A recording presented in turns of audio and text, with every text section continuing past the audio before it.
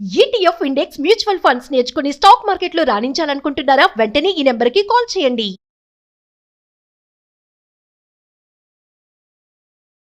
గురుగారు నమస్కారం అండి. శుభాశీషులమ్మ, దివ్య శక్తి స్వరూపులందరికీ కూడా. గురుగారు, ఇప్పుడు మనకి 7వ తారీఖున గ్రహణం వస్తుంది కదా, చంద్రగ్రహణం అంటున్నారు దీన్ని. మనకి నైట్ టైం వస్తుంది అని అంటున్నారు. అయితే మామూలుగా గ్రహణం అనేసరికి అందరూ కూడా భయపడుతూ ఉంటారు. అంటే ఎన్నో రకాల భయాలు అనేవి వస్తూ ఉంటాయి అన్నమాట. గ్రహణంలో ఇలా చేయకూడదు, అలా గర్భవతుల దగ్గర నుంచి జాగ్రత్తలు ఉంటాయి. సో అసలు ఇలా నిజంగానే అంత భయంకరంగా ఉంటుంది అంటారు? అంటే గ్రహణం అప్పుడు మనం చేయకూడని పనులు ఏంటి, అసలు చేయాల్సిన పనులు ఏంటి, దాన్ని అంత సీరియస్గా తీసుకోవాలా అసలు? బాగుందమ్మా. ఎంతోమందికి తెలుసుకోవాల్సిన ఇది. గ్రహణము అనేటువంటిది పూర్వకాలం నుండి కూడా ఈ గ్రహణాలు రావడాలు సహజంగా మనకి పాతపడిపోయాం. అవును. కొత్తగా ఏమన్నా అంటే మరలా సంవత్సరమో 6 నెలలకో వచ్చే దాన్ని బట్టి మరలా రావడమే అవుతోంది. కానీ గ్రహణం ఉంటుంది. గ్రహణం యొక్క తీవ్రత, దుష్ప్రభావాలు ఇలాంటి వాటికి భయపడకుండా ఉండడానికి తేలికైన, అందరికీ ఆమోదించదగ్గ విషయం. జాతులు సరే తీసుకునే వాళ్ళు బాంబలు ఉంటారు. ఇంట్లో పూర్వకాలంలో మనం ఇలా చేయకూడదు, అలా చేయకూడదు, అవన్నీ నేను కాదనడం లేదు. వాటిని ఫాలో అయ్యేవాళ్ళు అవ్వచ్చు.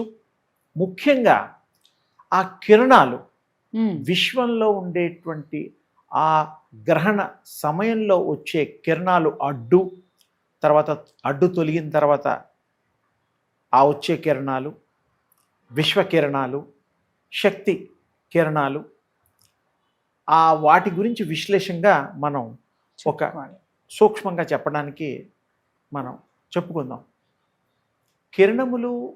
కిరణాలు ఆ యొక్క ఎంత దూరాల్లో ఉన్న గ్రహాల నుంచి ముఖ్యంగా మనం లెక్కెడుతున్నాం. ఈ గ్రహానికి పట్టింది చంద్రగ్రహణం, సూర్యగ్రహణం, ఇలా గ్రహణాలు ఉన్నాయి మనకి.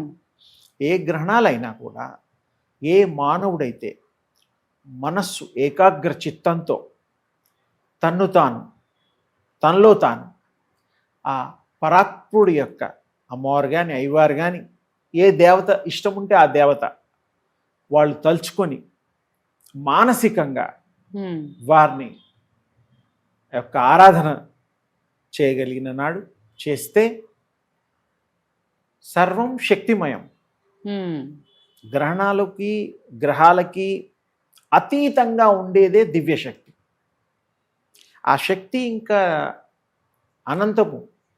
ఆ శక్తి యొక్క ప్రభావాలు మనం లెక్క కట్టడానికి, ఉదహరించడానికి వీలు లేనటువంటి ఉదయ భానుడి యొక్క తేజస్సు, అంటే సూర్యుడి యొక్క కిరణాలు ఎంత తీక్షణంగా ఎన్నో యోజనాల నుండి మనకి పడుతోందో, ఆ విధంగా దివ్యశక్తి సర్వవ్యాపి, సర్వత్రా అది ప్రసరిస్తూ ఉంటుంది. అలాగే దానికి అనుసంధానంగా గనక మన మనస్సుని లగ్నం చేసి దాంతోపాటు విలీనం చేయగలిగితే, మెర్జ్ చేయగలిగిన ఒక ప్రాక్టీసెస్ కానీ, తపస్సు కానీ, ఏకాగ్రత కానీ, ఇలాంటివి ఏ పదాలు వాడినా ఉద్దేశం ఏమిటి? ఆ యొక్క దివ్యశక్తిని ఆ దివ్యశక్తిని ఉపాసన చేసి మీరు వాటిని స్వీకరించే దిశగా, అంటే మీలో ఆ దివ్యశక్తిని ప్రసరింపచేసుకునే యొక్క దిశ, ఉద్దేశం, సిద్ధత్వం. ఆడవాళ్ళు కానీ మగవాళ్ళు కానీ ఎవరైనా సరే చేయడం చాలా తేలిక. మనస్సు పెడితే మార్గం ఉంటుందనే విషయాలు మనం పూర్వం నుంచి విన్నాం. ఈ టైంలో వాటి ఇబ్బంది కాకుండా చక్కగా దైవ స్మరణ, దైవ ఆరాధన, అంటే పూజలు ఇలాంటివని కాదు, మానసికంగా చేసేటువంటి దానికి ప్రత్యేకత స్థానం ఉన్నది. అంటే వాటిని అవి అంత తీవ్రంగా మనసులో చక్కగా అసలు శక్తి స్వరూపులు మీరైనప్పుడు ఇంకా దుష్ట శక్తులు, ఇంకో రకం శక్తులు మీకు దరికి రావడానికి అవకాశం లేదు. You are the pure soul, you are the pure energy. మీరే అంత నెగటివ్ గా ఎఫెక్టివ్ గా ఎందుకు అంటే అవి జరుగుతాయి. కొంతమంది కాంబినేషన్ ఆఫ్ స్టార్స్, గ్రహాలు వాటి ప్రభావం ఉంటుంది. కొన్ని గ్రహాలు మంచిగా ఉంటాయి, కొన్ని గ్రహాలుకి ఎఫెక్ట్ అవుతాయి పావుగా సహంగా, కొంతమందికి 100% కూడా ఎఫెక్ట్ అయ్యేటువంటి మనం ఎన్నో విన్నాం చూసాం. ఉంటుందంటారా గురుగారు? ఉంటుంది. నిజంగానే ఆ ఈ గ్రహాలకి calculation కొన్ని గ్రహాలకే 12 రాసులకి గ్రహాలు 9కి మరి 27 నక్షత్రాలకి అందరికీ ఉండదు. ఈ టైంలో వచ్చేటువంటి ఇబ్బందులు ఆ క్యాలిక్యులేషన్స్ ఉన్నాయి. మన అస్ట్రాలజర్సు తర్వాత లెక్కలు గణాంకులు కట్టి దానికి వాళ్ళు జాగ్రత్తగా ఉండండి, ఈ దోషాలు వస్తాయి, మీరు వాటికి ఉపశమనాలు కూడా చెప్తూ ఉంటారు.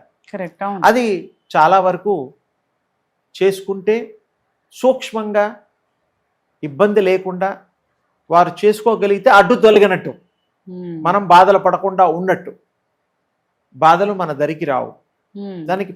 దాని పరిష్కారం చూపుతున్నారు కాబట్టి ఆ పరిష్కారాన్ని మనం చక్కగా అవలంబించి మరి చేస్తే మనకి దాని యొక్క ఫలితం మా అద్భుతమైన ఫలితాలు వస్తాయి.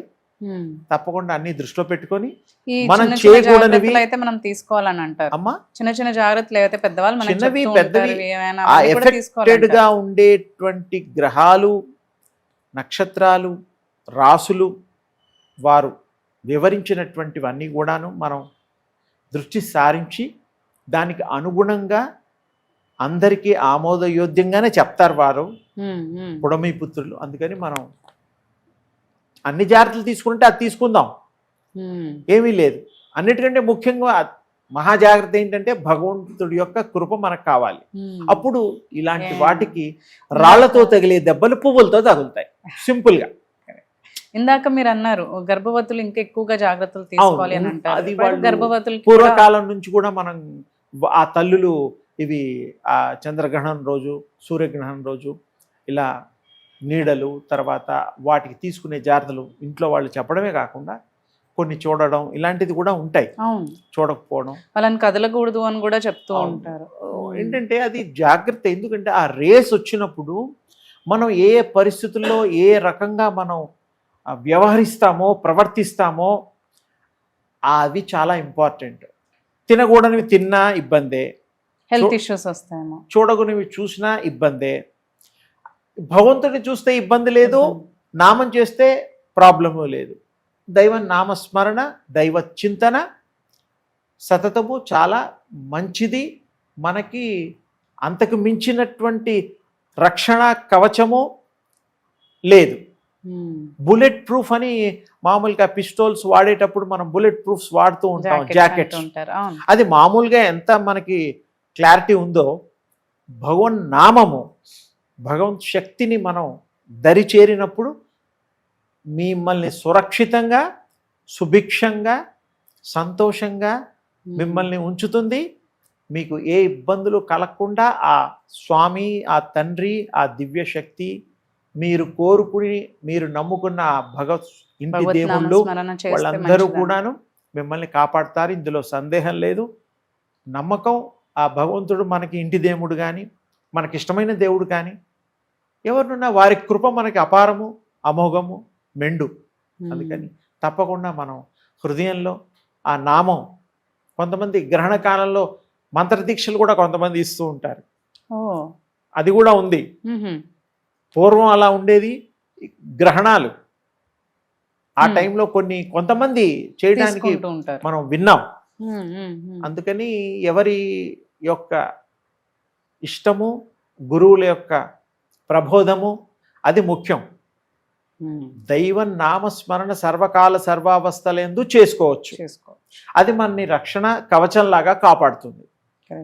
మంచి థాట్స్ని క్యారీ చేస్తే చాలు, జాగ్రత్తలతో సహా. ఏ జాగ్రత్తలు తీసుకోవాలి, వాటితో పాటు దానాలు ధర్మాలు కూడా చెయ్యాలి. ఏ గ్రహానికి ఏ ఎఫెక్ట్ ఉన్నాయో వాళ్ళు చెయ్యాలి, అందరూ అవసరం లేదు. అవి జాగ్రత్తలు తీసుకొని తెలుసుకొని చేస్తే వారు జీవితంలో మంచిని పొంది వారు గొప్పవారు అవుతారు. వారి కోరికలన్నీ తీరుతాయి, ఏ బాధలు ఉండవు, ఇతి బాధలు.